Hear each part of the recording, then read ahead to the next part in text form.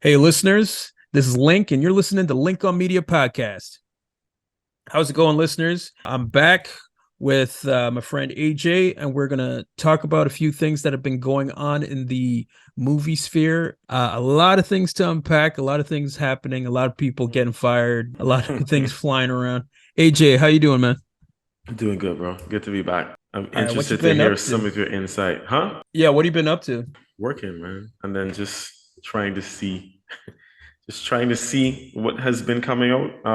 I don't want to deep dive into that too much, no, because we're going to get into some of those things. But it's funny that you mentioned, like just before we got on air, that the Mandalorian, that the viewership numbers are down. I definitely contributed to that because I haven't started to watch the new season as yet. But I'll talk about that. We'll get into All that. right, so yeah, we'll get to that. Well, let's start off with the what movies and TV shows have you been watching as of late, and what do you feel about it? So honestly, like right before this recording, just before this recording, my wife and I just sat down and watched like the last two episodes of the new season of Superman and Lois. And I know I'd mentioned this to you before. I'm actually kind of enjoying this. For a CW show, I am actually enjoying it. Um, the real life element that they've added to it, like the whole family dynamic of Superman and it just being about more than just Clark Kent being Superman, basically.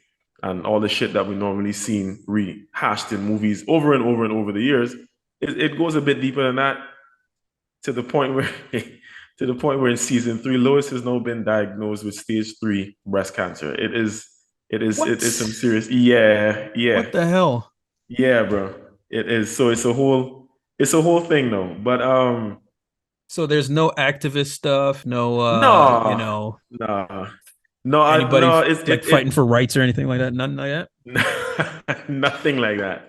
Nothing like that. It is just merely them introducing a lot of like real life situations into this dynamic. And obviously like his there's the fact that one of his sons has they have twin boys, one of the boys has superpowers, the other one doesn't. So there's him as a teenager, like obviously going through that awkward teenage phase and then now trying to cope and develop his abilities basically. Yeah. Um, and of course, they still have the teenage thing going on with his girlfriends and whatnot. Like John Henry Irons is now like a mainstay in the cast. Uh, He's still, right? yes, yes, correct, Yeah, I knew that correct. sounded familiar. My Yeah, DC yeah, knowledge still. is a little rusty, but I recognize that name. I recognize him Yeah, from yeah, still. the great Shaquille O'Neal actioner from the Yeah. 90s. Yo, I'd Steel. forgotten about that. Yeah. Yeah, Yeah, Shaq he's did do that. Yeah. yeah, but I love how he really got into the character, because Mhm. the original Steel in the comic books can't make three free throws. Yo, I didn't even know that. I did not know that. That I did not know that. was a big thing in the movie where For real. he can't make he can't make Yo, those shots. I did Yeah, not know it's that. so not Shaq, it's Yeah. so polar opposite of Shaq, but Shaq managed to. For real. Yeah, for Yeah. real. How did he Anyways, ever do it? Yeah. yeah, I know. A bit of a stretch. But that show, Superman and Lois, I saw only like the first two episodes, and I was Mhm. pretty impressed with Mhm. how it told the story. It felt like first season of uh Arrow. Like when Oh, Arrow okay. used to be like proper, like I Yeah. wouldn't say those shows are great, but Yeah. Yeah. they did its job. They told a Yeah, story from the for a comics, CW and show, like yeah, you kind of know what to expect. like they actually cared in the like the Mhm. first few Yeah. years, like the first season of Flash, which isn't great, but it's solid. If you're like a Flash fan, you there's a lot of nods to it, and that's kind of Yeah. how I felt about like Superman and Lois. I didn't see a lot of it, but it's like a few episodes in where you basically sense the drama of Superman trying to connect with his sons and Yeah. how there's a lot of issues there. And I'm thinking to myself when I'm watching that, where was this when, the last few seasons of Flash, the last few seasons of Supergirl, which look worse than Power Rangers special effects, like Batwoman and all this stuff. Like, Yeah. where was the attention to detail then? Where was the storytelling then? I don't. Yeah, clearly they did Frustrating. not care about those characters. But I will say so far in season three as well that well, I can't say this for the entire season, obviously, because there are only three episodes in, but Yeah. they definitely so far in this season have been leaning towards more of the drama side of it. Okay. Um, yeah, and that doesn't mean you don't get action, but Superman himself has been more of a secondary character in the first three episodes thus far. I mean, I still expect it to pick up. Sorry, because you can see like the actual action storyline developing behind the scenes, um, in the background. Yeah, so I mean, it'll pick up. I mean, other than that, we watched like a bunch of stuff. But recently, we did go with another friend couple of ours to watch Creed 3. Creed Yeah, 3. What do you yeah, think of that one? bro. Wow, where do I begin? I didn't I didn't expect the movie to be bad, but in no way, shape, or form was I expecting it to be as good as it actually was. Whoa, so you liked it? Oh, hell yeah. Okay. Hell I yeah. thought we're on the same page. We Yeah. liked Creed 3, Yeah. both of No, us. I loved it. I actually loved it. I was, I was, I was so surprised pleasantly at how well it was put together. I feel like it was just a well directed, produced, thought out, written, acted, like in every aspect, basically. And I mean, I'm usually amongst, well, I mean, you know this because you and I have these conversations regularly, but amongst my like other friend groups, they all call me a critic. Like I'm very critical and I might nitpick at stuff.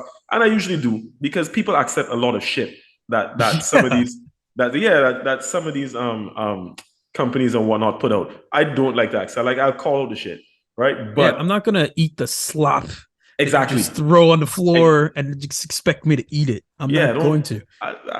as they say, Like, don't piss on me and tell me it's rain. You know what I mean? So yeah.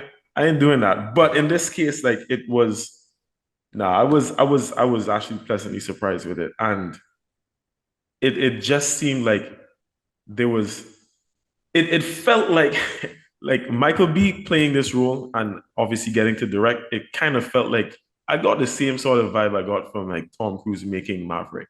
Because it felt like he really put his heart and soul into this. Like he really Yeah, enjoyed doing this. Like he really wanted to do this. like why is it that movies now that if they are taken seriously, like back in the day that used to be the standard, but now it's like, oh my god, they actually like shot it in a real Yeah. location. How Yeah. amazing is that? Yeah. Like we're Yeah. we're like clapping like I just saw John Wick the other day, and oh my, like I want to see that so badly. yeah, but that's the thing. I'm Mhm. amazed at it, but they just Mhm. basically took like a wide shot of a building, and it's like, Right. oh, it's the best thing I've seen. And I've seen like the last few Yeah. movies that I've seen are like big CGI messes. Like it Mhm. just looks like CGI brown and yellow soup, and like I mean Ant-Man and the Wasp Quantumania. I mean the it just looks so murky and so ugly, and it's like the same reason we were mad at George Lucas back in the day, and then people are like, oh well, this is the industry standard now. Like Yeah. what is happening? But yeah, back to Creed 3. I think Creed 3 is it's very well done. Like Mhm. technically, I think it's amazing. I like how Agreed. the fights I like the Oh just the yeah. shots, how Oh the yeah. shots are like Michael B. Jordan actually did his homework and came hard and tried to make it like like this is basically Rocky 8, Yeah. Rocky which number is this now? It's This will it's be Rocky Rocky. with a different guy, okay? So Yeah, it's it's following basically the same Rocky nine, I formula. think, because Rocky had six, right? I think Rocky had six. So this would be like Yeah. nine. Well, Creed 1 Yeah. was Rocky episode 7, The Force Awakens. So Yeah. it's kind of that, Right, but it right. it actually knows what makes Rocky work. Like Hmm. it's Rocky, the whole thing was that this character is like down on his luck, and he had to like overcome these things that he's up against and actually be the guy that that he has to be, and all this sort of Hmm. thing. It's when you hear that speech that he made in Rocky 6, it's not Yeah. hard how hard you hit, it's how hard you get hit and keep moving forward. Right. There we go. So I think the three directors that did the Creed movies, they understood this, and they made like a trilogy of movies that actually honors what Rocky is about, while not really feeling like if it's like a rehash, or it feels somewhat fresh, even though it's the same montages, it's the same training sequences, it's the same, like, it's the same story basically, but Yeah. they do it with such flavor and such flair that it's hard to not love that trilogy. Like, I love all of them. I love those movies, especially two. Two is Yeah. like how they followed up Rocky 4 with Drago and his son, and Right. that, Right. just that dynamic was very good. But what do you love specifically about this one? What connected to you about this Rocky 3? Creed 3, Um. sorry. So one thing that I said to my wife after we got out of the cinema was that I feel, and this is just my opinion, but I feel like Michael B basically not rehashing in a sense, but yeah, basically a role that he's done before, and being the director in this case, I think that aided him in being able to, because he's basically very familiar with the Creed character by now, right? He's Yeah. familiar with the Creed character, so being in the director's seat, he has the entire vision of what he wants the movie to be, how he wants Creed to be, and then he is able to bring that out. And with that, I think that, like, this is probably the best performance I've seen from this man. And I haven't watched every single thing that he's been in, but I was very skeptical of him before. I felt like he was more eye candy than anything else for ladies, obviously. Yeah, no, and this is not saying that I didn't think he was a good actor. I think he is a good actor, but as the kids nowadays says, I think the man was in his bag for this one. Like, just the range of emotions that he actually showed. The scene with Felicia Richard, obviously, when she after she had the heart attack and he was by her side, and you could Yeah. tell that she was like tripping off a little bit. Oh, that was a Um, great scene, man. Like that when was he was like that was breaking down, almost that was yeah, that was immaculate. It was and then she immaculate. called him Apollo and all that. Yeah, Like, oh man, that yeah. broke tugged my on heart. the tugged on the heartstrings, bro. And then even the scene when he finally opened up to B, to his wife, Right. and when they were sitting down after, he had to like apologize and explain to her like why he was acting that way, and because the whole thing was that he didn't want to open up and he didn't want to deal with all the trauma from his past. So just that scene with him opening up, it felt very genuine, as if he, Michael B. Jordan, was actually talking about something that he went through in his life. Like, the man brought that one. Like, I actually felt that conversation. I felt him in that moment. And that's kind of what you want, right? Like, even though we knew exactly what was going to happen in the movie, we knew, because they gave us everything in the trailer. But it Right. was just, what I loved about the movie is that I felt like the characters were a lot more relatable. Even though, and granted, even though this man is a multi-millionaire and he has all of this stuff going on, they still show that he has this human side to him where he has skeletons in his closet and he has past trauma that he has not dealt with. And now he's coming home. Basically, his chickens have come home to roost, and he has to deal with that, even in And he his has to position face where, it. correct, where he's on top of the world, he has to deal with it. This could happen to anyone in any financial bracket.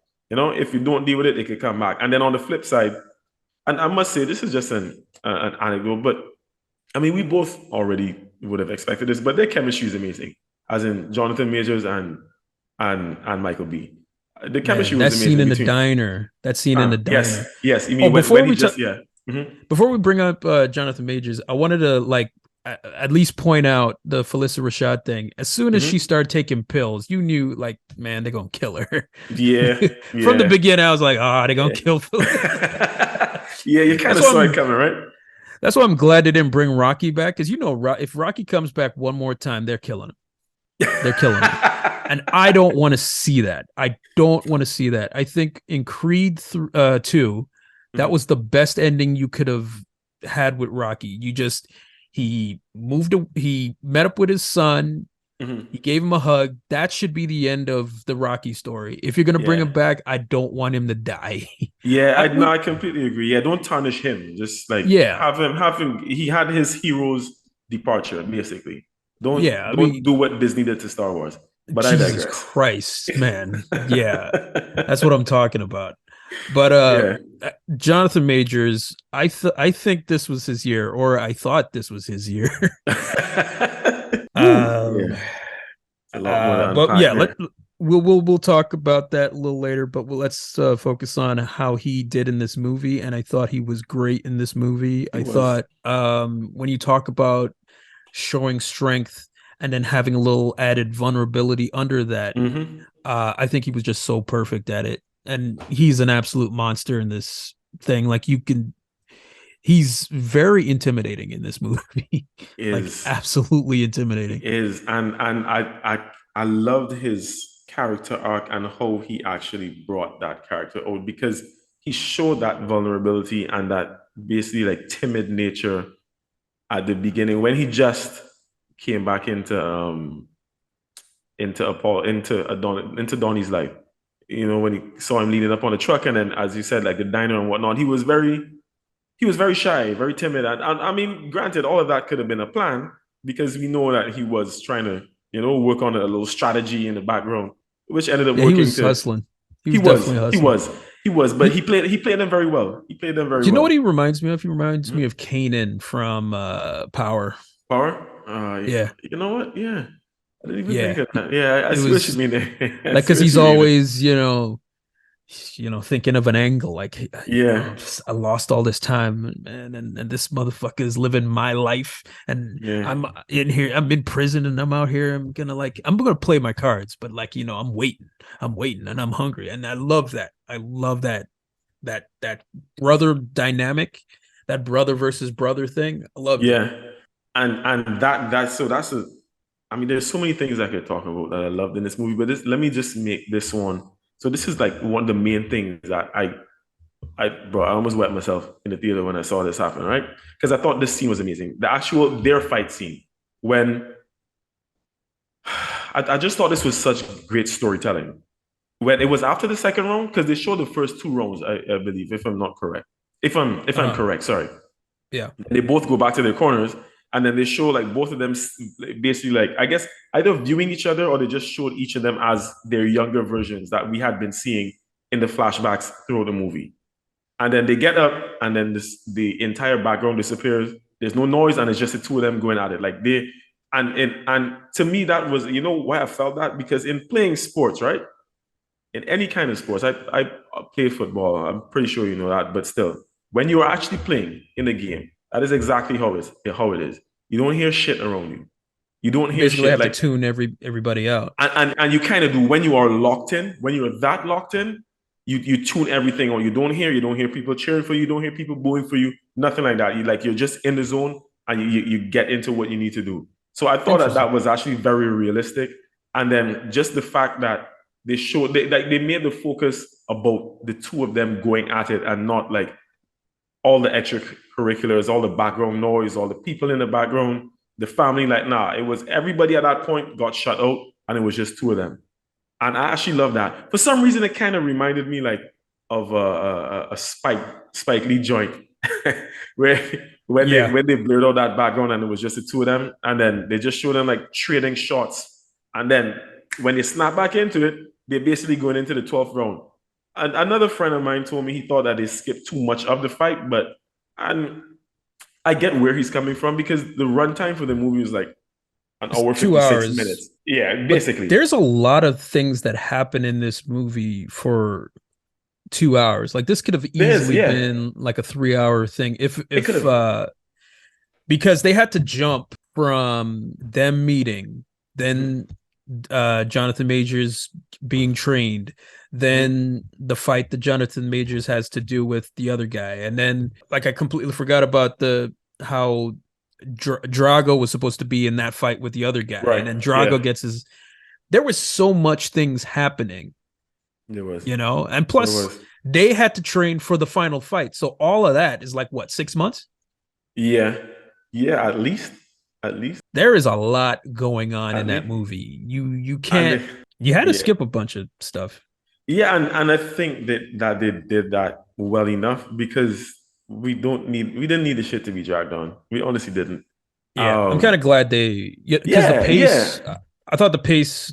I love I love the pacing of it because um one of the things that I thought that it did very well.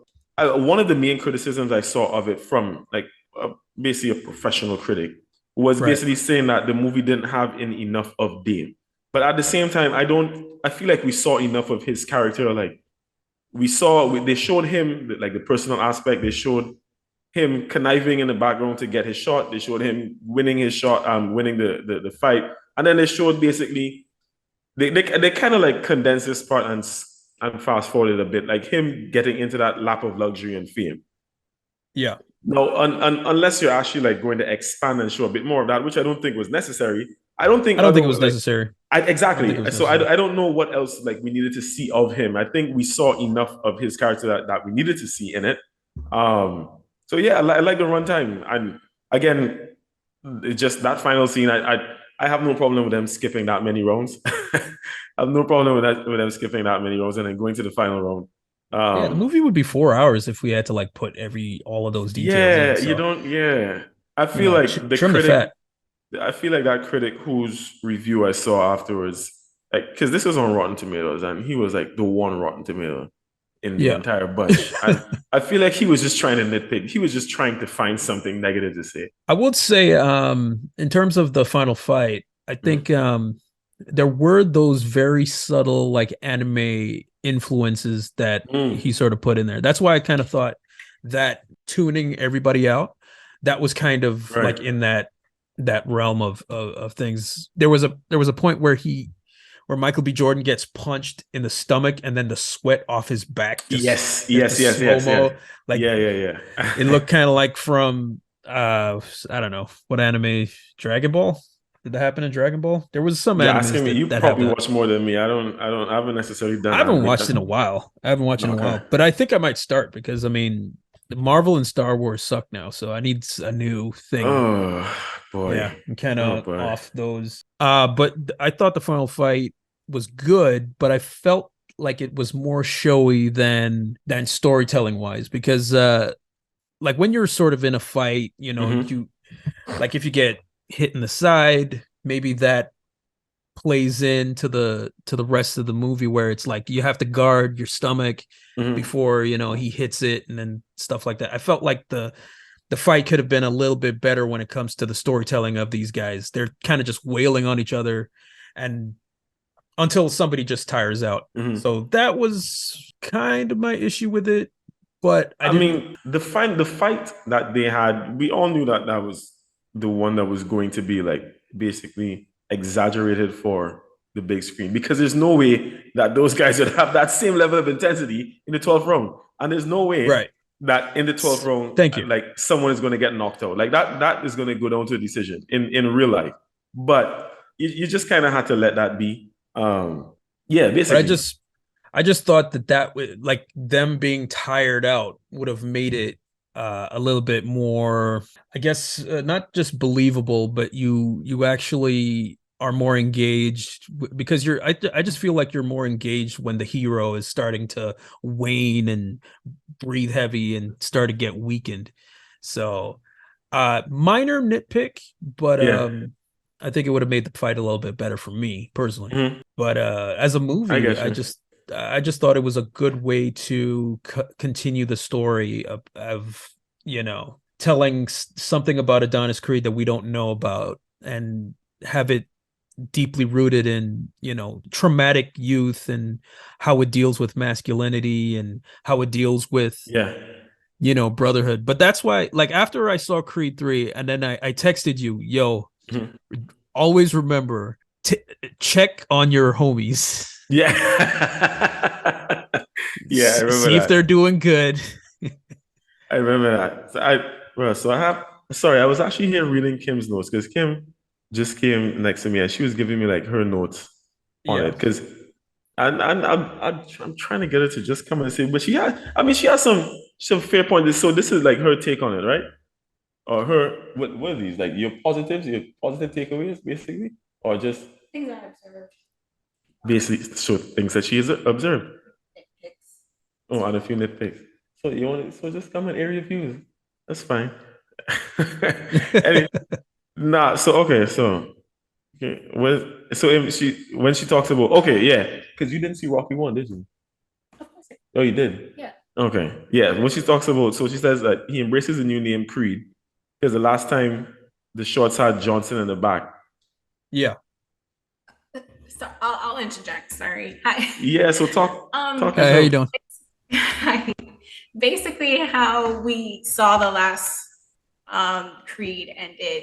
Well, the first Creed, sorry, was when he had his dad's old shorts, Apollo Creed, and it had Creed in the front, Johnson in the back. But we've noticed in Creed 3 that he has created a new name for, well, not created a name, but embraced the Creed name by having white shorts, and in the front we see Adonis, in the back Creed. So we've seen Right. now that he has embraced Creed, because remember back in Creed 1, people call him Baby Creed, and he got really upset about it and defensive. But now we see that he has fully taken that name for himself. And we see that on his shorts displayed as well. A nitpicky thing I would mention when we talk about his siblings, Apollo's other children, I didn't see them in the funeral. I'm sure other people mentioned that as well when his mom passed away. That's so funny that you say I that. guess there was no room to include them because we never really got to meet them before. Yeah. Actually, I think we did meet them briefly in the Rocky series, but we've never actually seen them grown up or any type of relationship, although, they were estranged, but no mention of them at the funeral or anything like that. So which is like the one issue that I kind of had with how they brought about the character of Adonis Creed. What about? With it seeming like Apollo was kind of like a deadbeat in a sense. Yes. Mm-hmm. They had to introduce him somehow, I guess, but I don't know. I just did not necessarily like that one. Yeah. But either way. We know he didn't pass away. Yeah, so we were just talking about that. Okay. But I mean, in this movie, I think it was fine that we didn't see him. As I mentioned, this movie was kind of just like Adonis just creating a name for himself and how he's living now and living in LA and, just starting a new life for himself and his family. So I didn't think there was any room to even include that. That would have just been doing too much. They wouldn't have done the character justice. They probably have a good relationship behind the scenes. Yeah. There wasn't a need to include a script for Rocky. I kind of agree with that. I would mention that I noticed, with the popular, the famous Philly steps where he trained and Rocky trained as well. Now that he's in LA, noticed that there was a slight nod to the Philly steps as he was running up the Runyon Canyon, Hollywood Hill. I caught that too. I caught that too. The training montage. I thought it was a good nod to the famous steps. So that's my take. Yeah, it's instead of the Philly steps, it's the the LA hills, the Hollywood hills. Yeah, but I'm actually, like I said, I'm kind of glad they didn't bring back Rocky because of the reasons, but it also sucks the behind the scenes situation that caused him not to come back. I mean, again, it worked out for the best though. Yeah. Yeah. No, sorry. Yeah, that's what she was saying as well. I guess because she was saying at first that that's what Kim was saying, that she thought he would have been in it, but after seeing it, it was more like, there wasn't necessarily any room for him. Not that there wasn't room, but he wasn't needed this time around, to be very honest. And for this particular story, if you would have just had him in there, he would have just been like in the background with the top. Like he said it himself, like there was no room for me in that story. So right, it is what it is. It is a different, part of the franchise. And again, I liked how Rocky's story ended in Creed 2.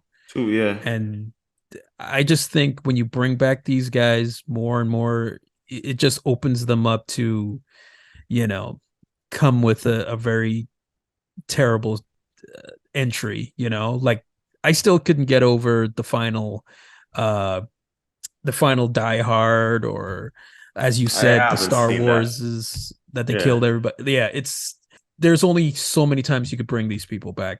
All right, any other things on Rocky you want to say before we move on? Oh, nah. Got that pretty much wrapped up, I believe. Just one more thing about Creed 3 before I move on. I think Hmm. it's definitely one of my favorite movies of the year so far. I Hmm. mean, we're in April now, so Hmm.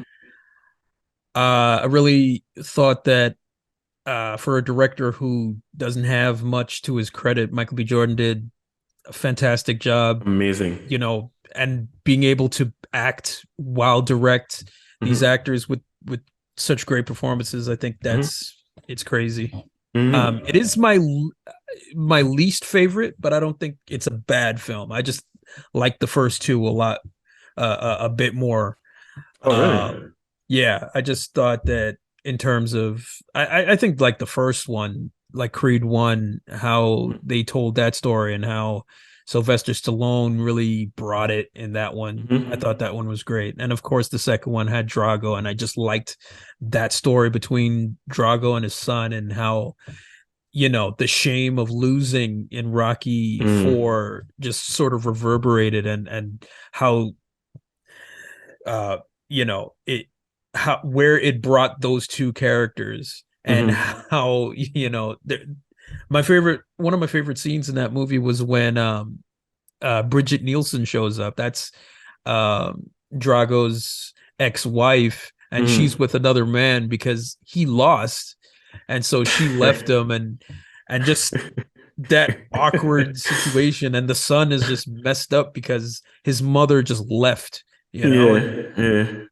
it was a good father and son story, and just seeing how like a beaten up Drago Hmm. faces Stallone, faces Rocky in the restaurant, and that scene where there's no pictures of me, and Rocky's like, no, there's no pictures of that, and it's you could see that there is still some lingering tension there, Right, right. and it just, yeah, I love that movie. Those movies are good. Those movies are good. That's true. Fair. Yeah, this is definitely my favorite of the year so far that I've seen. Haven't seen very many, but Yeah, it's on top of the mountain. yeah, so well, I mean, I haven't seen a lot of movies. I saw John Wick, and you haven't seen John Wick, so we'll discuss it when you see it. Yeah. But I was gonna go see Shazam, but I'm just like, nah. But now, Yeah. Shazam is basically tanking. Like, it had like it underperformed in its first weekend, and now it's like basically on its way out. So I'm kind of wondering, are superhero movies dead? Are they dying? Yeah, maybe dying. I don't want to say dead as yet, but probably dying. Man, you know what? I honestly think that there is fatigue going on. I honestly think it's just a case of fatigue because I correct me if I'm wrong, but it didn't feel like when this entire thing began that the movies were coming this hard and fast. And then all of a sudden, no, like with any product, when it just comes out and it has that like new fresh feel to it, and you get like the best version of it before it starts getting mass produced, and then all of a sudden it just becomes something commercial and the quality drops, and it's just like it goes through that stage of the product life cycle, and then it does eventually die. So I feel like it's dying. I don't think it's completely dead as yet, but it just has that feeling where, yeah, it's just too much, and then what we're getting now is just, it just has been lackluster. And Marvel's Phase 4 did not did not help to revive it. It further sank nails into the coffin, essentially.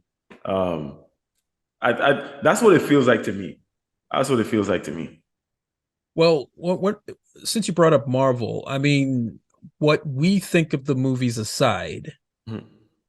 the proof should be in the pudding, Mhm. and most of those films did underperform or Yes. performed less than adequate than What was definitely, projected? Yeah. yeah, definitely before. Mhm. I mean, when the Avengers Infinity War to Endgame, they Mhm. made like how many billions of dollars? Even Captain Marvel, which was sandwiched in them, it's not really that great of a film, but it made $1 billion. And now Mhm. the movies now are struggling to even make half that.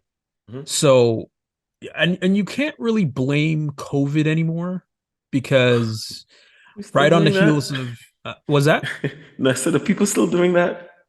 Yeah, well, okay. You can't blame COVID for like say Shang-Chi or the Mhm. movies that are around that time, like Eternals or something like that, because Mhm. Spider-Man came out around that time Right. True. and that made like $1 billion. Mhm. Mhm. So you can't really say, you have to say that okay, maybe Eternals and maybe Shang-Chi weren't what the public wanted at the Mhm. time. And or I think in terms of Shang-Chi could have been a winner had they not spend all that money on it. Like Right. they really could have just, what Marvel should have done from the get-go was like that and Black Widow. Those should have been the ones that are okay. So we did the mega blockbuster thing, the world-ending behemoth of a movie. Mhm. Now let's go back to basics. Let's go back to street level. Let's Right. do we're doing Black Widow. It's going to be like this low tier, not low tier, but low stake, you know, spy film.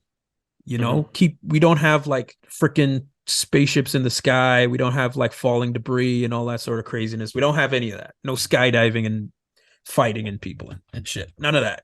Mhm. And Shang-Chi, no big dragon in the end. Just have it be between Shang and his Mhm. father, and they fight. They have issues that they need to deal with. Just Mhm. base the movie around that and just Right. have it be wall to wall kung fu. When I was watching John Wick 4, I don't think John Wick 4 costed as much as Shang-Chi did, Yeah. but to me, that is where Shang-Chi should have went, where it was just wall to wall action, Mhm. likable lead hero. Yeah. And because Shang-Chi has a good story with him and the father, that's a pretty Solid. good story Yeah. that you Solid. can build Yeah. on. Mhm. But they have to, put in all the CG stuff and have it, Mhm. the humor that doesn't work. And then they brought back the Mandarin thing, and it just became like this cookie cutter. It just became just another Marvel film. Yeah. Yeah. So I'm thinking it's more of a franchise fatigue rather than a superhero fatigue. Superhero.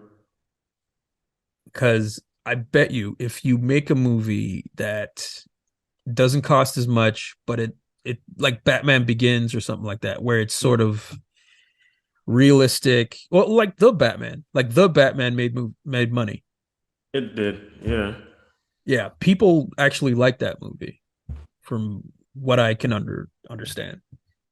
And Joker made $1 billion. That doesn't cost. That's not Avengers Endgame budget we're talking about. That's like a low Yeah. tier. That's a guy in a purple costume running around. Like that's not, that's not cities being flown into the sky. That's Mhm. very low tier, but it was so artistically done. Like I think it got nominated for like cinematography and shit. So I think I'm, it's just going big all the time just doesn't work, as you were saying. no, I was just so I get where you're coming from with that, and I don't necessarily disagree with the part that it is franchise fatigue, but at the same time, I think I think there is an issue with DC as well. And it may not be the exact same issue, but DC's work hasn't been like consistently great either. So which is why I think so. Okay, maybe fatigue isn't the right word to use to encompass like both of these universes. Then basically, but in broad essence, I think if you wanted to put both in a Venn diagram, I'd say that where they both intersect is that they are you can kind of say that they're dying.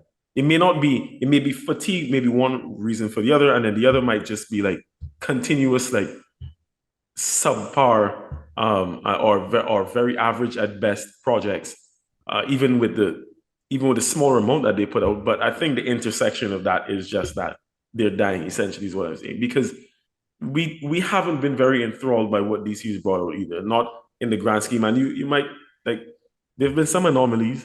There have been some anomalies, but in the recent years, like the whole building of the Justice League, I think that did not go as planned. Nah, that didn't work. It didn't. This Wonder Woman project has failed. Yeah.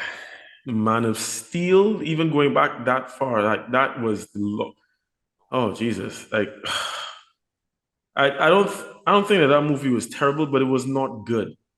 This is ranging back, and then so again, I don't think that the issue is that everything they've brought out has been bad. Neither do I think that every single thing that Marvel has brought out has been bad. But overall, I do think that maybe to your point, it is that uh, um, both of these companies, whatever, are trying to go too big, and that is what is causing them to basically come up short every single time. Because it's going too big, but also not really. Like, for example, not really doing the characters justice. For example, when you say Man of Steel, I was interested in this new take that they were going to take Superman, but it didn't feel like Superman. It didn't feel like Clark Kent. He didn't feel like this, all-American boy who grew up in Kansas and, had the morals and everything that kept him like human. Like I didn't feel the human side of Clark Kent. And that is the most important part of that character. The reason why Marvel was so successful is that they did the characters justice. Like Iron Man felt like how Iron Man is supposed to be. Captain America, like he was so much what Captain America is supposed to be, his morals, his moral compass, his righteousness, all those sort of things. And when it came to the Zack Snyder stuff, Zack Snyder was more, he preferred to focus on the visuals rather than character. And so that's why those movies suffer. Because it just didn't feel like I love Zack Snyder's Batman. I love it like that guy, but there was no story around him that worked. It would like Batman v Superman is a terrible story. It was. And it's so weird because I like the elements. Like if I see a trailer of Batman v Superman right now, I'd be like, I still want to see this movie. Yeah. Even though I know how bad it is. So that's the conundrum. But I also think you're right when it comes to there has been just an onslaught of less than stellar films. Like DC has had that problem when they were trying to get the DCEU off the ground. And Marvel, after the success of Endgame, they haven't had a project which really brought everybody back. Like can you point to one of them that everybody can say, oh yeah, that one worked? No, I can't. That's the thing. I mean, really other than Spider-Man, but that's a Sony co-produced project, and I do have issues with that movie as well. I don't think we ever discussed that one, but fair enough. So I do think it's the onslaught of all these movies coming out. Like there has to be 3 or 4 or 5 movies in production at the same time with TV shows, and it all has to come out. That's the problem with Marvel right now. That's a problem with DC has had that problem for however long, and Star Wars is deep in it. So that's what I mean of you're oversaturating the market with this product, right? So and that's not even all of the problems. Then you have the activism issue. I don't want to say like woke because it's basically like comparing somebody to a Nazi. It doesn't mean anything anymore. So the word woke doesn't even mean anything anymore. But when you have people who focus on activism rather than storytelling, you're not going to get like a good movie. You're not. It's not happening. Basically. So that brings up you know, the firing of Victoria Alonso, which I I don't have any hatred towards her, but I'm not sad to see her go Mhm.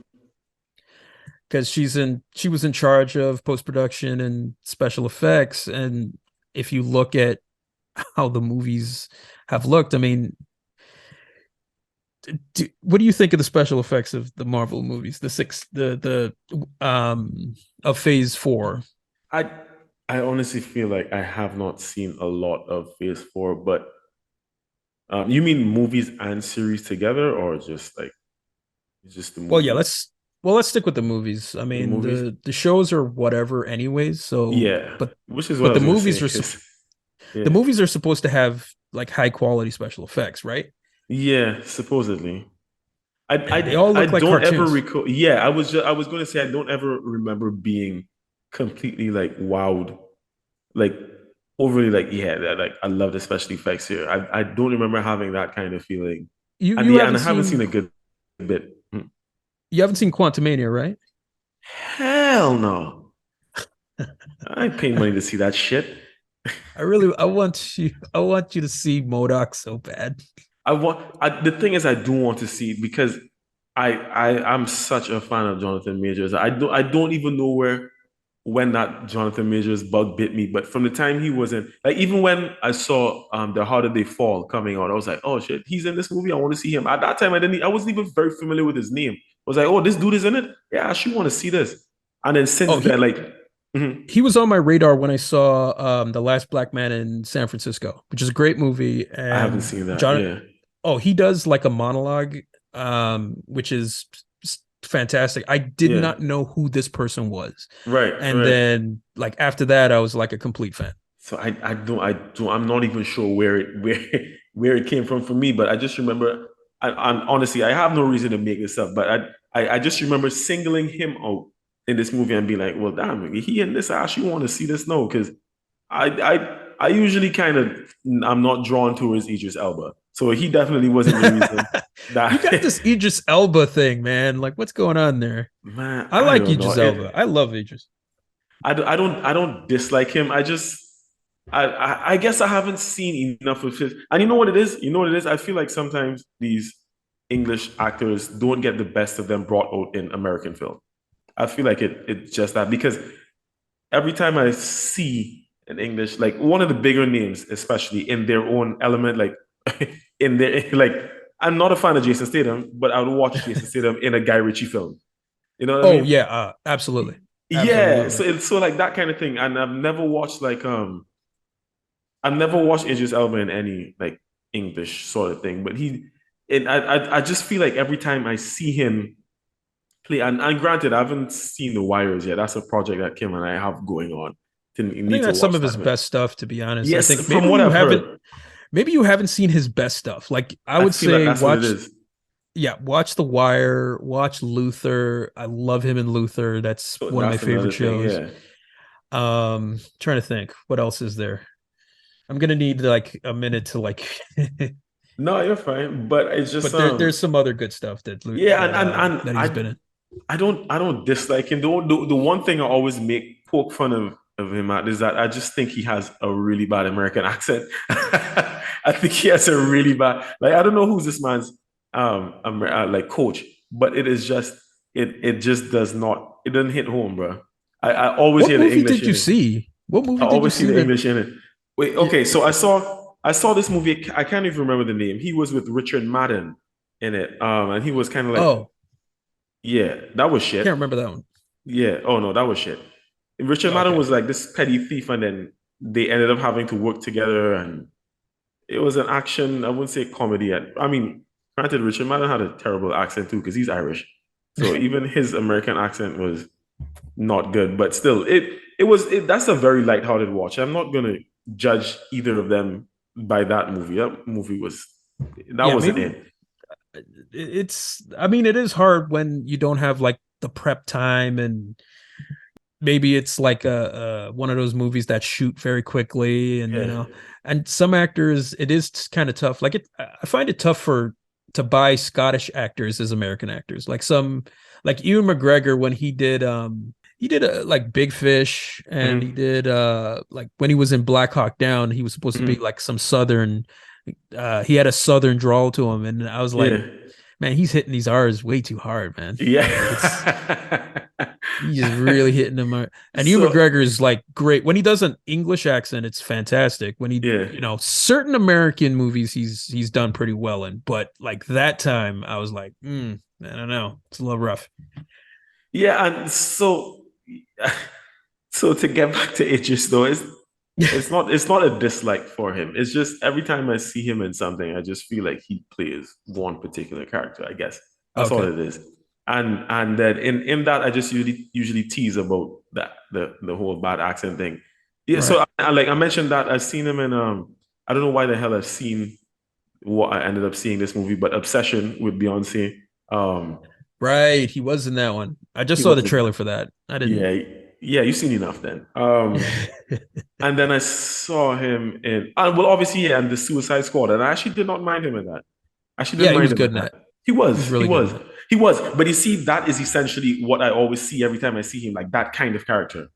Okay, So okay, gotcha. it just is again, it's not me saying, well, yeah, I dislike the guy. It's just that I don't necessarily see him in anything and be like, oh, well, I want to watch this because Idris is in it. But True, granted, true, true. I think he was good in The Harder They Fall as well, to be very All right, honest. I need to check that out. But back You on the should, yeah. Suicide Squad. The Mhm. Suicide Squad, you like that one, right? I did. I did. It was better than Suicide Squad, like Oh, times for better. sure. Yeah. I would say to me it's like the best DCEU film out of all of them. Oh, that's interesting. I never And thought of that. Oh, it's primarily because of James Gunn. I think I have yeah. like a James Gunn thing, and Okay. that's the fact once James Gunn releases his last Marvel film, when Hmm. that one gets released, Hmm. I think I'm off of Marvel completely. Oh, wow. I think that's where I'm going to make that hard cut. Yeah. I don't even know if I'm going to see the new Daredevil. I don't want that. The TV show of Daredevil was so good. I don't want to ruin it with some other crappy stuff that they may come up with, Yeah. and some of the older actors aren't even going to be back. So it's I don't know. But when James Gunn made the Suicide Squad, I think Hmm. he's such a good writer, and he's so funny, and the He characters is a are good so well writer. written, and it's Yeah. some of the lamest characters that you can find in DC, Yeah. like Captain Boomerang and all these kind of characters, Polka Dot Man and all that. But he was able to paint them in like give them so many layers, Yeah. like Yeah. I think it's the best Harlequin performance that this actress did. Margot. Margot, that Hmm. it's her best. It's so good. I loved Joel Kinnaman in it as Hmm. freaking Flagman. What was his name? Rick Flag. Yeah. Yeah. So that's the one thing that got me excited for the new version of DC that they want to do with James Gunn. I'm cautiously optimistic, but not Hmm. completely because I just have this outlook that everything is going to suck until it doesn't. Hmm. I guess you. I guess you. So and that's what's sad about the whole Shazam thing because I've seen online that Zachary Levi is begging, like he's telling people to come see his movie. Like, look, we did make a good movie. Come see it. Yeah. Don't watch John Wick. And then I'm like, but I already did see John Wick. Sorry, and I feel bad for him because I like Chuck. Yeah. Yeah, I know. I I never like watched to Chuck now. I've never I watched like Chuck. Zachary Levi, but Yeah. it's when you're part of a franchise that has had movie after movie that doesn't, hit, right? Like Yeah. what was the movie before this? It was Dwayne Rock Johnson in Yeah, Black Adam. Black Adam, right? Still haven't watched that as yet either. didn't make money. Yeah. It lost money, right? Mhm. Before that, The Suicide Squad. It underperformed. It was a good movie, but it underperformed, right? Mhm. Mhm. And if you can't make a Batman and Superman movie that hit $1 billion, what are you doing? Like Captain Marvel made $1 billion. Aquaman made $1 billion. You're telling me a Batman and Superman movie, a movie with Batman and Superman in it, can't make $1 billion? Yeah. Yeah. And it's just reached Shazam is just the one that failed. Right. Right. Maybe if we didn't have all those other failures, maybe Shazam 2 would have made enough. Maybe they would have broke it even or something. But Fair because point. of everything has to be, mass produced, and Mhm. there's 4, 5 movies in the pipeline before yours, and that's why I think Ant-Man is suffering right now. Not only because it's not a good movie, but because That might have something to do with it. That might have yeah, something to it do with it. maybe a smidgen, a little bit. But it's not because it's bad, because Marvel has come out with bad movies and they've made, like, Doctor Strange and the Multiverse of Madness is a bad film, but it it was one of the few of Phase 4 to actually make back its actually made a profit. Right, right. Everything after that has just been low quality, low quality, low quality. So when you reach to freaking Ant-Man, I mean, who cares if Jonathan Majors is in it? It's not good. Yeah. Plus, it's Ant-Man. Like, I Yeah, like Paul exactly. Rudd. I like Yeah. Paul, but nobody cares. Nobody's fucking with Ant-Man. And I was just waiting till you were finished with your point to add that. And I think Yeah. that as well has a lot to do with it. It's just the characters that are being highlighted nowadays. They're coming out at the time when people are already rolling their eyes at what they had been seeing before. So it's like, all right, you've been giving us all of this trash, and now it's another iteration of Ant-Man. Like, fuck out of here.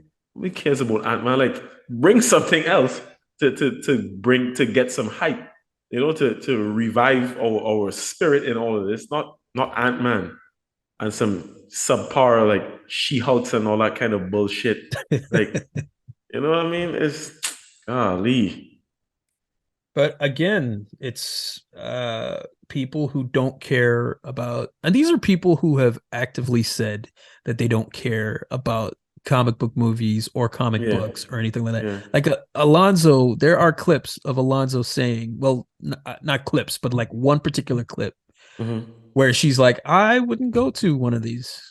I just want to have, a Spanish girl in there. I just want to have, different races, but I don't care what they do. Like, I don't give a shit about the story. And Yeah. like, I'm actually with her in terms of diversity and all that. Like, I would love to have like another Blade movie or another black character out there, but the story has to be good, because people aren't going to come if the story isn't good, if it's the acting isn't up to snuff, isn't, if the special effects isn't good. Like, these things sort of matter. And the fact that she really wasn't even doing that job right, Yeah. so I think this was a good fire. I mean, she's gonna leave with, like, I'm sure she's gonna have like a severance pay and all that sort of Oh, thing. definitely. And then the below the line workers, the other 7,000 employees who aren't well off, I don't know, man. Like, they're out of the job. So it's just, it's sad over there. Yeah, It's it's really tough. sad over there. It's tough for them. I feel for them though. Not Yeah. for the big execs that much, but I feel for them. But yeah, but it's years of bad decision making, and now Yeah. it's leading to this. Yeah, no, no, yeah, yeah. I mean, I feel for, as you mentioned, like the line workers and stuff, people who don't necessarily make the decisions, but they just have to be a part of bringing these poorly execute, well, bringing these poorly thought out conceptualizations. Yeah, it's sad. Like, if Victoria Alonso left Marvel after Endgame, she may have been like a hero. Yeah, Like, they may have, yeah, but now she's the guy, she's the person that signed off on MODOK, which is a bald head with an arm and two arms and two legs sticking out of it. Yeah, I really hate to see this though. It's so bad. Like I can't describe to you how bad it looks. It's so bad. And they're like, "Yep, this is good enough." Oh my god. Yeah. All right. Like, uh all right. So they also fired Ike Perlmutter, which was the head of Marvel Entertainment. He is the one that brought Marvel out of bankruptcy and is the reason why it's still around. Like it's basically he's sort of the businessman that handle it. And he did say some controversial things about how female action figures don't sell, and that's why he didn't want it like a female-led movie. And because of that, they were able to oust him from making any decisions on the films. And now I'm thinking, well, does he have a point? Because Captain Marvel toys aren't selling. Like nobody wants to see a Captain Marvel movie now. Like like the new Captain. There's a new Captain Marvel movie coming, where they put like Miss Marvel and some chick from WandaVision in it. And I'm like, nobody knows who these characters are. Nobody cares. That's going to be a flop. What the hell? What are they going to do? So they're just really intent on giving every single person who's appeared in any Marvel series, they're just giving them the time of day, basically. That's what it is. Well, it's not even like the good version of that character. It's just Well, that's what I'm saying. It's just like anyone just gets in. It's like the club is just open, right? and what about the characters that we want to see? Like I've been wanting to see a good version of the Fantastic Four for years. Right. I want to see Doctor Doom. I want to see the Silver Surfer. I want to see Galactus. I want to see the X-Men, but I don't want them to do it. So, on that point that you mentioned, right? It's funny. So you mentioned the point about characters that people want to see, and I'm gonna segue into another movie that you just mentioned here, talking about John Wick. So this guy tweeted, it's clearly he's not a fan of the franchise, but I follow him on Twitter. He tweeted, so do y'all think a John Wick 4 was really necessary? So I responded. I was like, well, necessary, no, but welcomed, yes. I mean, we already know what John Wick is. John Wick doesn't like when they're making John Wick, they don't try to do too much. John Wick has like the character has a cult following already. And when they're making the movies, they know exactly what they're doing. It's targeted for John Wick fans.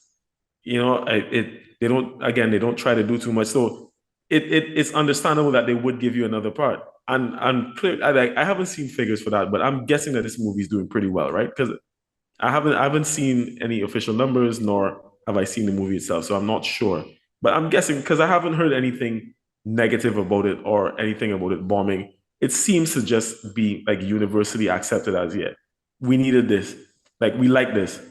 So that's that. I mean, the people who wanted to see a John Wick movie got to see a John Wick movie, and they're all mostly happy about it. Those who don't like John Wick, I mean, they're not going to go anyways, so it's not really that big of a deal. But when you look at how the blockbuster movie landscape is, there isn't really a lot of options. I mean, the best thing that I saw was Top Gun Maverick, and that was last year.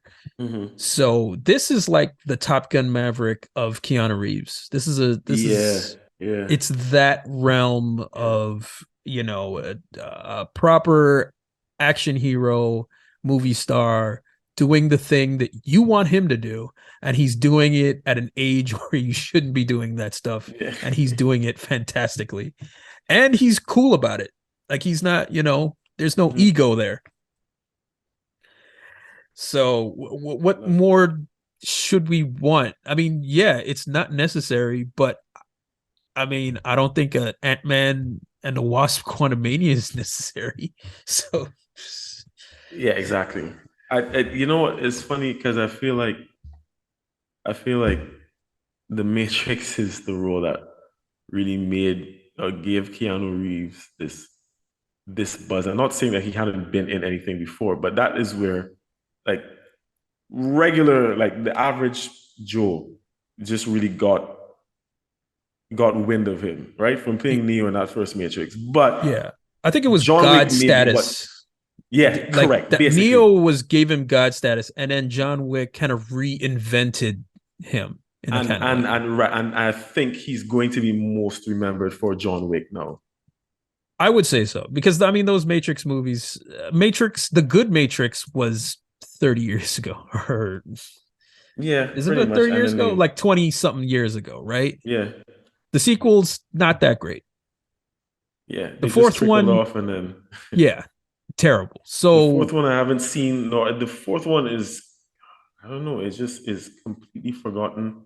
I've heard no mention of this movie outside of like a specific time frame in which it was released. I just don't hear anything at all. It's like oh, Chris I got Benoit in the WWE. It's disappeared off the face of the earth. Oh yeah, I can't even remember. That kind of came out around the time where HBO Plus, HBO Max Max, was yeah, making their big push, and they right. needed stuff to sell the thing, so they just made a Matrix movie real quickly, and basically they just destroyed like their chief franchises by doing Mhm, this. They had Wonder Woman 84, they had mhm. Space Jam 2, and they had Matrix. And they were selling the new streaming service with those were the movies that were among them, and they Mhm, all were terrible. Like they were mhm, all really bad. mhm, mhm. Like you've seen Space Jam 2, right? Yeah, sadly. Yeah, it's basically just a commercial for the streaming service.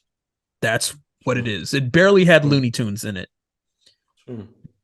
If you're a Looney Tune fan, Space Jam 2 is not for you.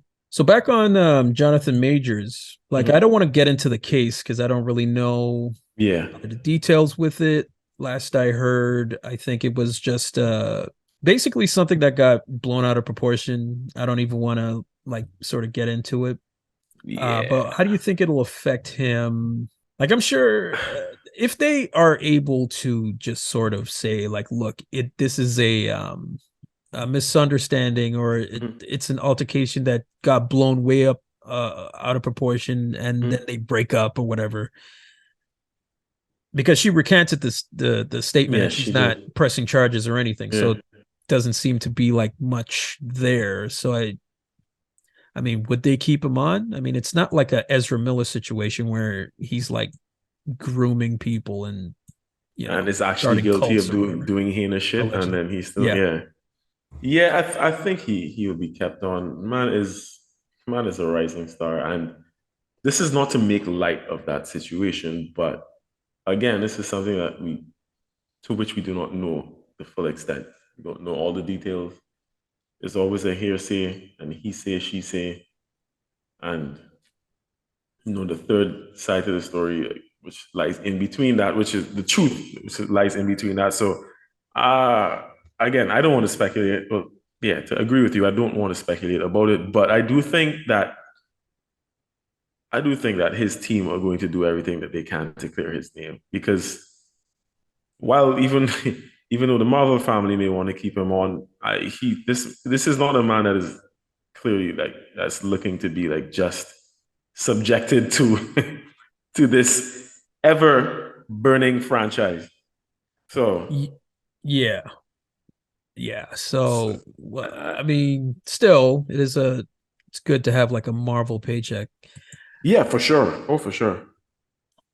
But yeah, I just hope that guilty until no, innocent until proven The proven guilty. guilty. And I hope he Yeah. has his day in court if it ever reaches to court, Hmm. and whether, not saying who's at fault, but I hope that both of them can get Hmm. out of this unscathed and good. Agreed. I Agreed. just keep that positive. Hmm. As for but yeah, as for the rest of Marvel, I think once James Gunn's out, I'm out, because what kept me in Marvel from the get-go is the writers like Joss Whedon, Hmm. the Edgar Wright before he kind of left before his version of Ant-Man could come out, Right. and and the Russos and all those guys. Those are the ones that made Marvel how it is. And Mhm. I just don't think how it is right now, you know, even like if a major director wants to do a Marvel film or a Mhm. writer wants to do a Marvel film, they're not going to be at their best. They're going to be locked in a box. It's not going to be their film. It's always going to be, you know, it's going to be Kevin Feige. It's going to be part of Yeah. this major Yeah. machine. And yeah, I mean, it's good on the CV, but other than that, I mean, what can you do with that? And if it doesn't Yeah. make money, like Ant-Man and the Wasp, what are you going to do? I mean, that is a major black eye to the director and the writer of that film. I mean, Mm. the writer of Ant-Man, Ant-Man 3, he didn't do a lot of movies before he got that gig. Mm. He was just doing like Jimmy Kimmel jokes. Golly, really? Yeah. Like he wrote Oh for my the God. Oscars. Yeah. That's what he does. So Interesting.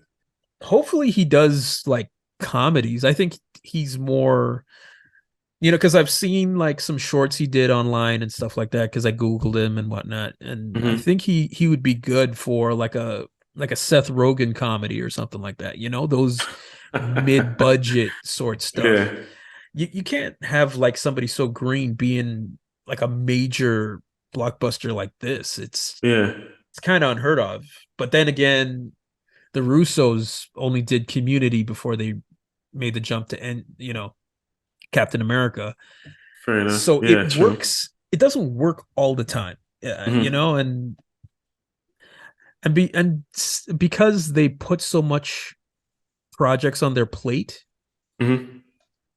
I mean, how can anybody do their best work when they're rushing for time and they have to do this project and this project? And it's at a point something's going to break, Hmm. and we're at that point. Yeah, that's fair. I get that. Yeah.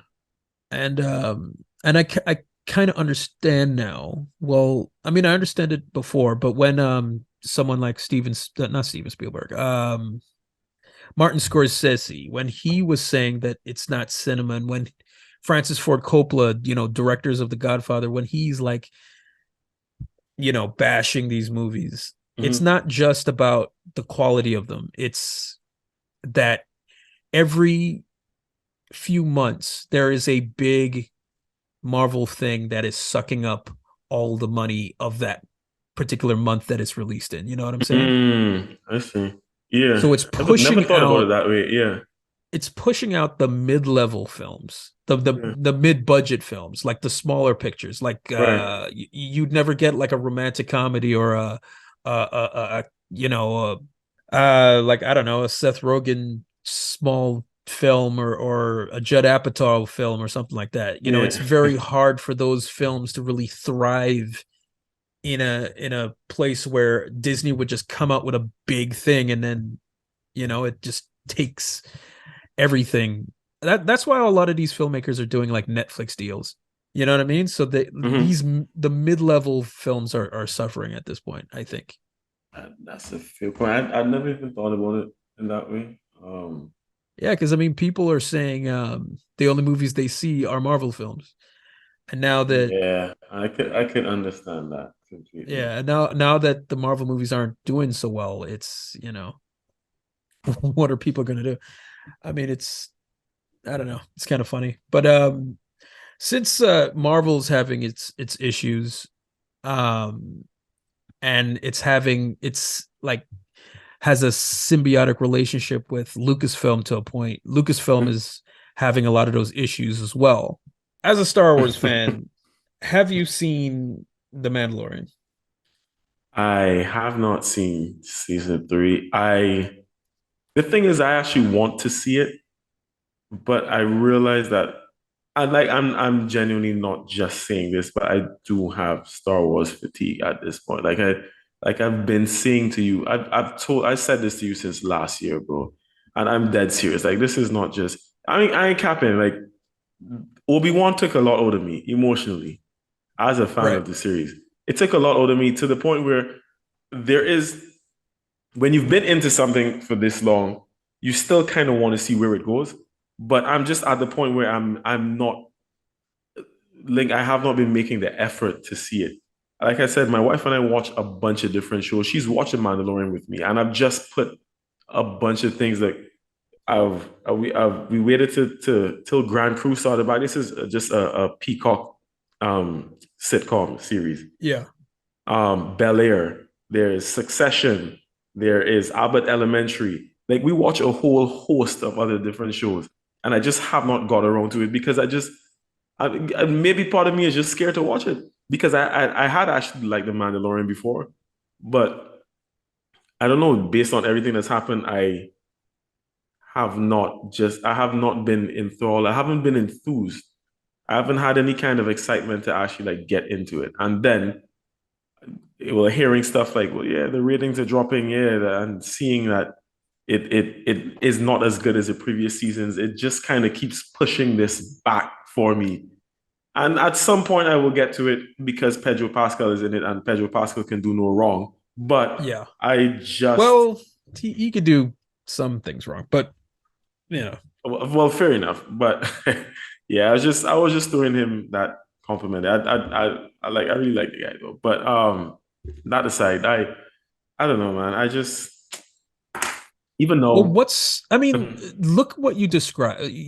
You basically just mentioned a whole bunch of shows that are, that have taken your attention right now. What can Star Wars do to bring like a fan back? Like they've done everything. They've brought back everyone they could bring back. Where does this supposed to go? Like, okay, they're bringing back Admiral Thrawn. They're going to actually cast an actor to do Thrawn, right? Mm-hmm. But I mean, they already canceled the story that introduced Thrawn.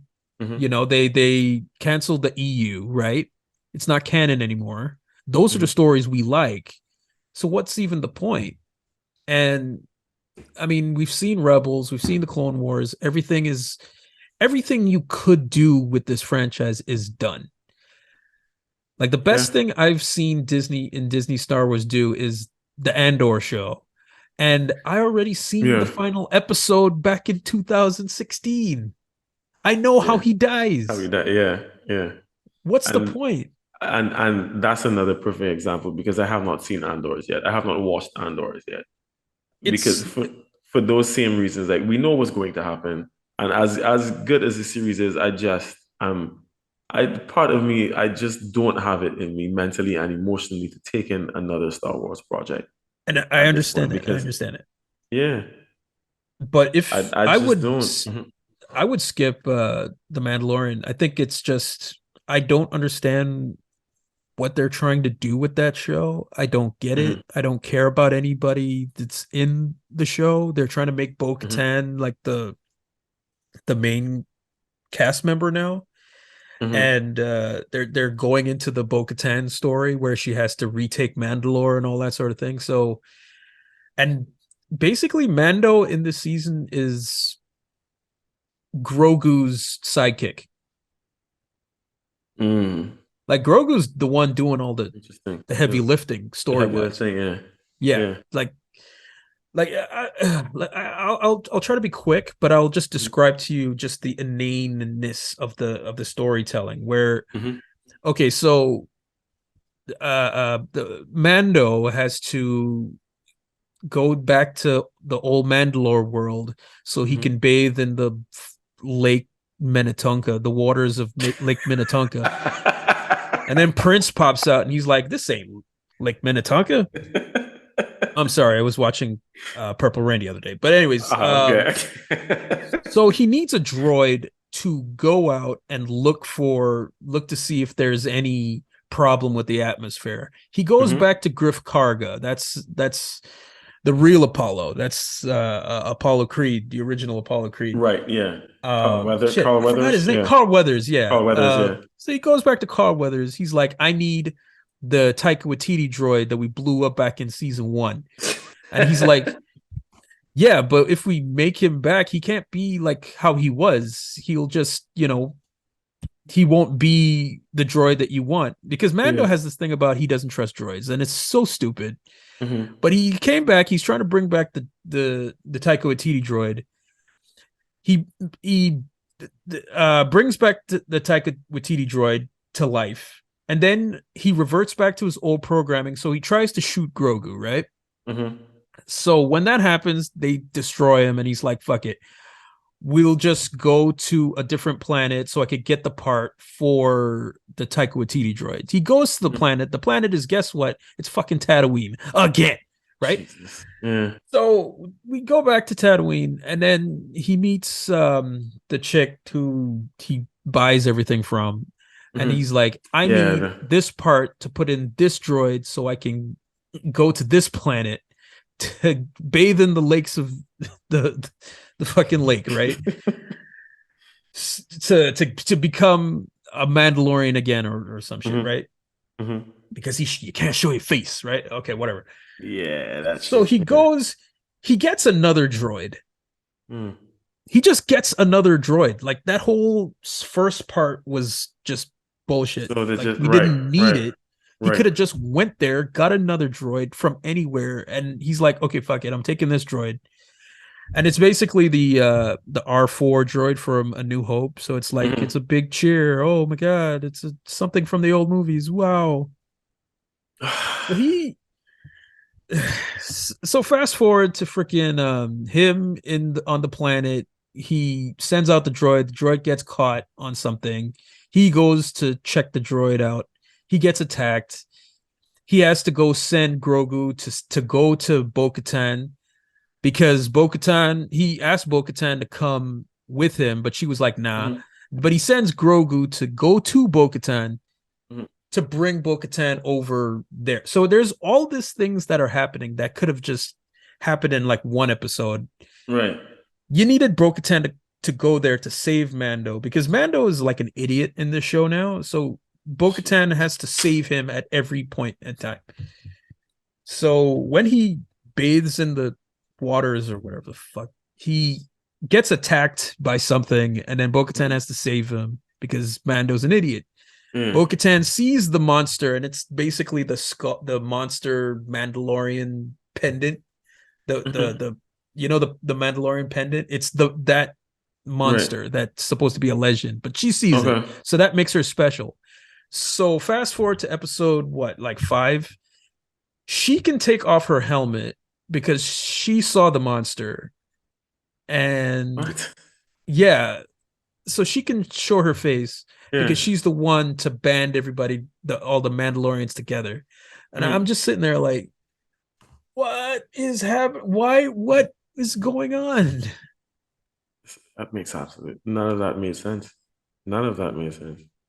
Like, And I'm not asking for Star Wars to be The Sopranos, yeah. or like top tier television like Breaking Bad or Mhm. something like that. I'm just asking for maybe the lesser season of 24, maybe on that level Yeah. of quality, Yeah. just something that's good enough, like good, like proper, like. But we get And this.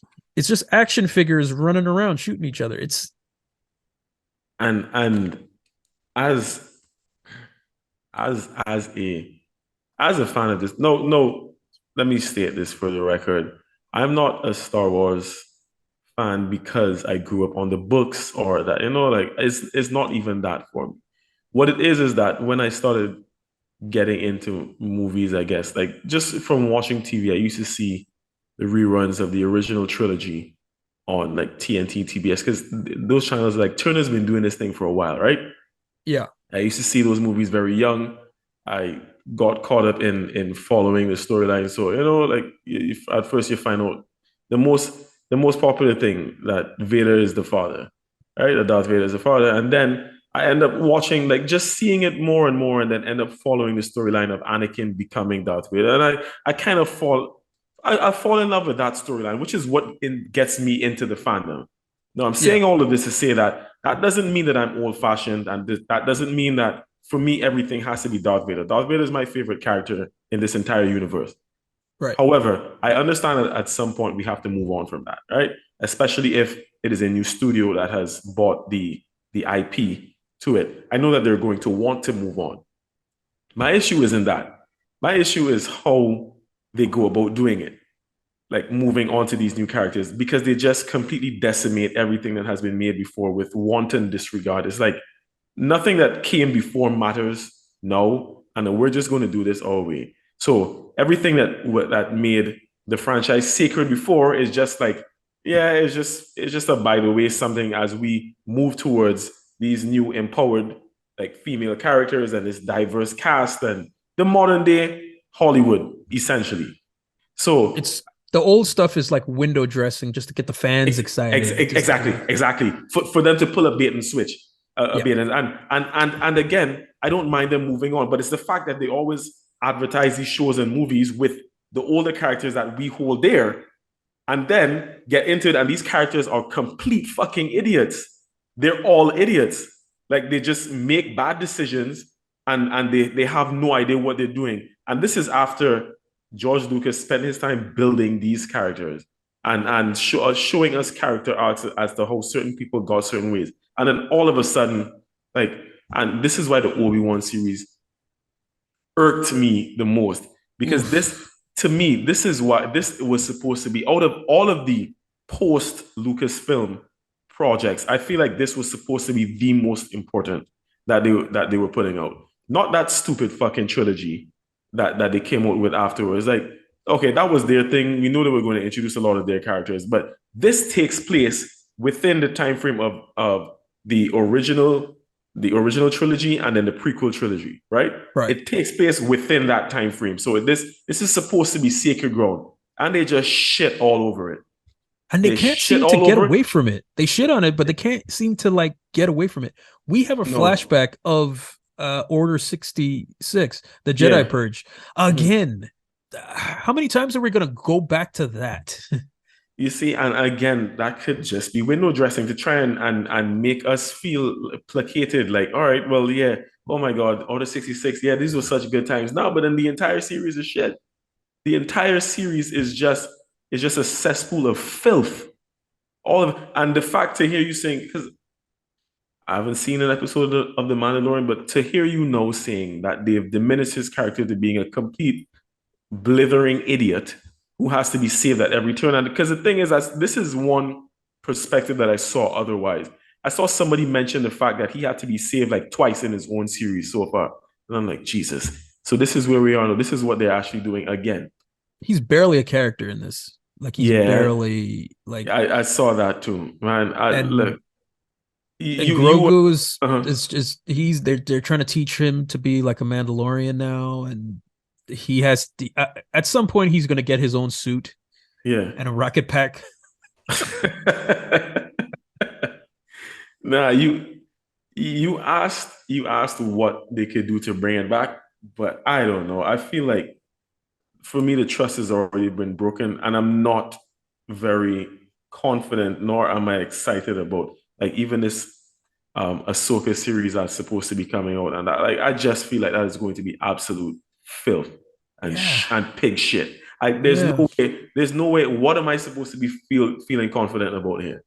Why would I be confident about that? And she's supposed to be a very major player in this entire universe, and they're just going to shit on it.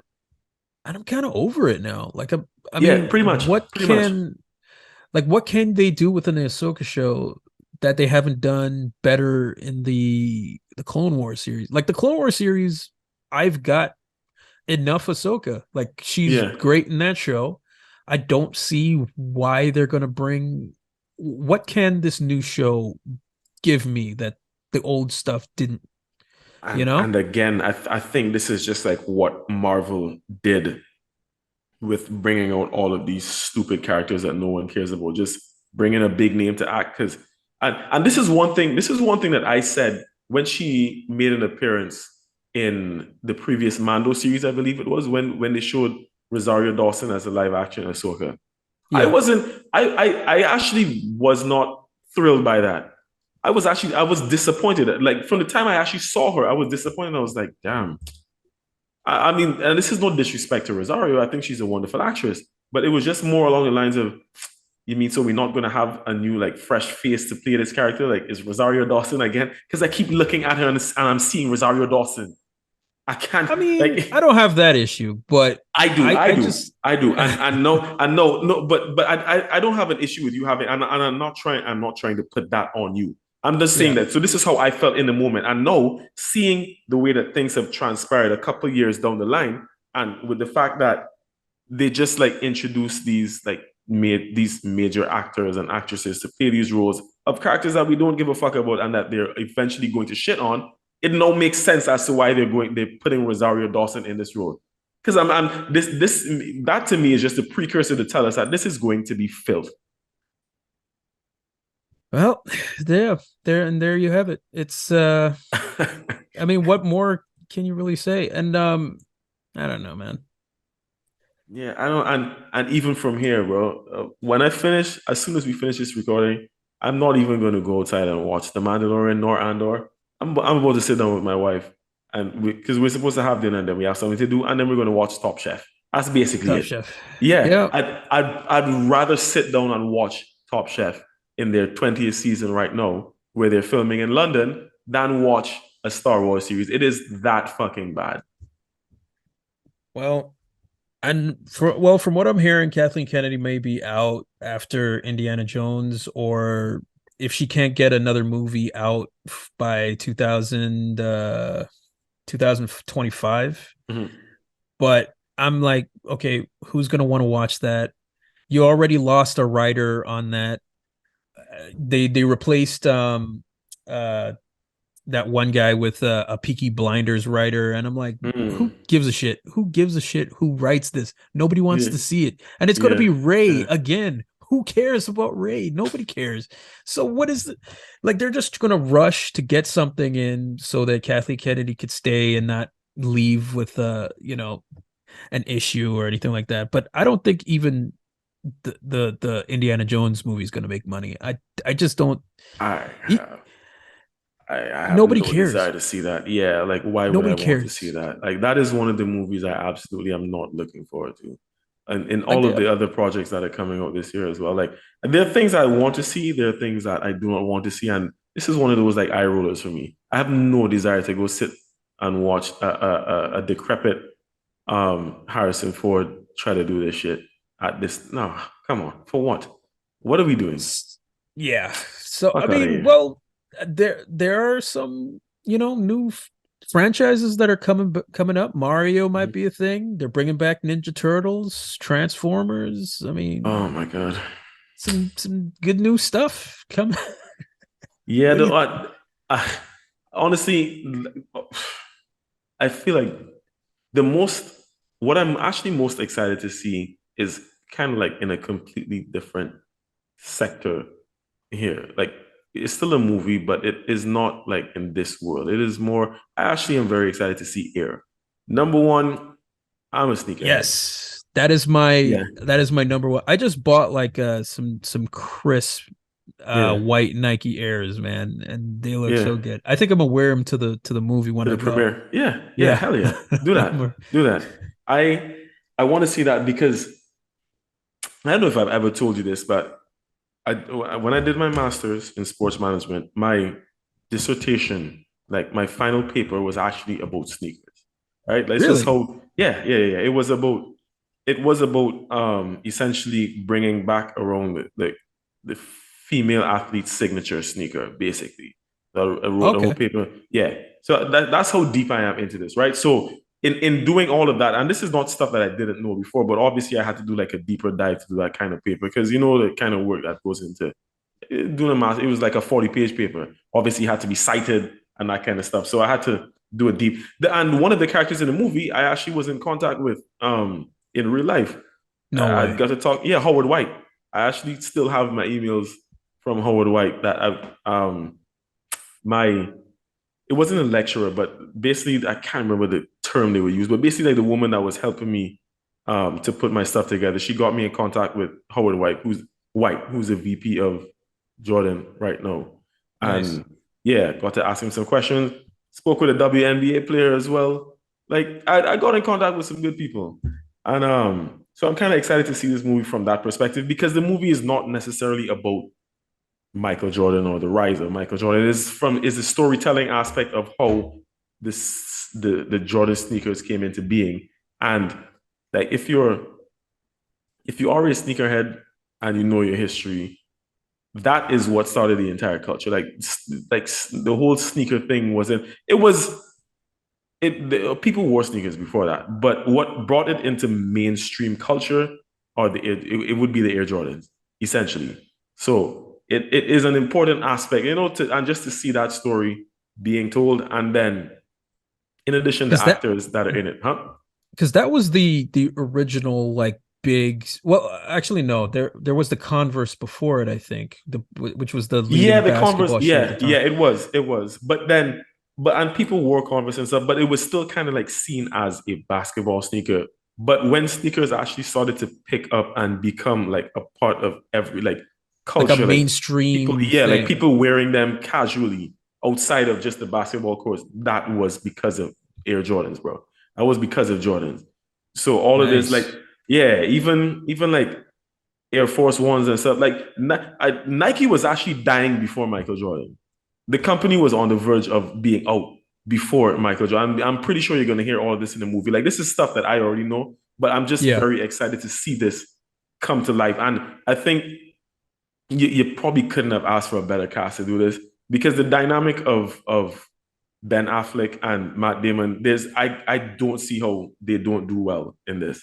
And then This is kind of like Mhm. Ben Affleck's kind of wheelhouse. Like he's more like the movie he did Argo, which is Mhm. more of a historical drama uh Right, right, rather right. than like a work of fiction. Like Yeah. I feel like he's more comfortable in that realm. So I'm very interested to see what he does with this Oh yeah. material. And I Oh yeah. love that type of whoa, you know, how did this become the zeitgeist of our society Yeah. and stuff like Exactly. that. Like So I'm excited for that. I think that might be the one of my more anticipated movies of the yeah, I year. feel like I went on too long talking about that, but still, Yeah. yeah, I'm just really excited about that because Same. even in I think there's just a guy making like a cameo, a brief cameo appearance. Like you probably only see his silhouette. The guy who plays Michael Jordan in the movie. This is more about all the other um characters around. It's so much to them. And the thing is that the storyline, again, the storyline is stuff that you can research. Like these are things that you would know, but it is about bringing that story actually to life so you can see. Yeah, I'm excited about this more than anything, Yeah, honestly. I agree. I agree. That's the one that I'm looking forward to. Hmm. All right. That being said, well, that and also Seth Rogen's Ninja Turtles, which is gonna be shit. I don't know. Yeah, I don't know. Don't stop bringing back these old things. Leave them. Let them die. exactly. I don't know why we need to rehash the Ninja Turtles again, and especially Yeah. not with Seth Rogen's dumbass. I Like really, I'm gonna play that clip from Creed 3. Just let it die. yeah, I don't know. I don't know why we're doing this. I do not know why we're doing this. Yeah. But anyways, that being said, thanks for coming out. Yes, Enjoy sir. your night. Tell your wife thank you so much for coming on. Yeah, will It do. was a pleasure. Maybe we could do like a wife thing. We should, because one of the We could, first things she said when I was trying to convince her at first was like, "Well, if they're bringing their spouses," I was like, "All right, bet." So if you we want to could, get me on, I will. We could always do something, yeah, do we a could special do. episode. Yeah, We could probably do like a show that we watch as couple shows. a Yeah, husband and wife. Yeah, yeah, like a yeah, particular thing like yeah. that. But That'd be anyways, dope. all right, we'll talk later, man. Thanks All for coming right, out. no problem. See you, bro. All right, and we are out.